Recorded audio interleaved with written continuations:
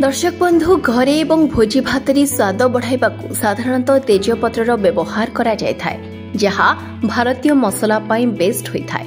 बिरियानी ठारू आरंभ करी चा पर्यंत तेजपत्रर व्यवहार करा जायथाय जहा खाद्यर टेस्ट को द्विगुणित करिथाय।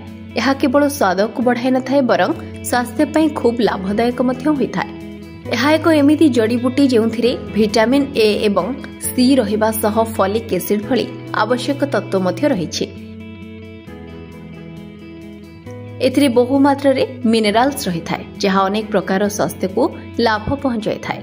यह व्यतीत एथिरे कैल्शियम, पोटासियम, कपर, जिंक एवं मैग्नीशियम भली पुष्टिकर तत्व भरपूर मात्रा रे रही थाए। किंतु यह केउ सब समस्या पय फलप्रद होई थाए से संपर्क रे आमे आपनकू विस्तृत भाबे जणाइबो।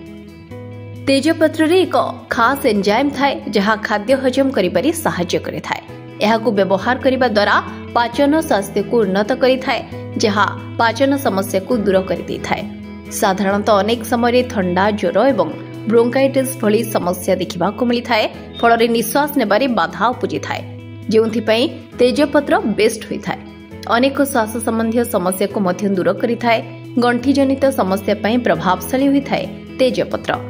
वर्तमान डायबिटीज घरे घरे देखा मिलुछि। डायबिटीज रोगी तेजपत्र खाइबा को बहुत लाभदायक बोली विवेचना करा जाए जहां आपणको सुगार स्तर को ह्रास करिथाए।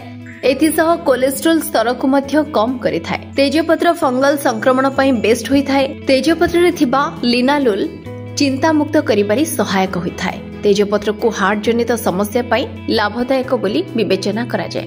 Bureau report RCN Odia.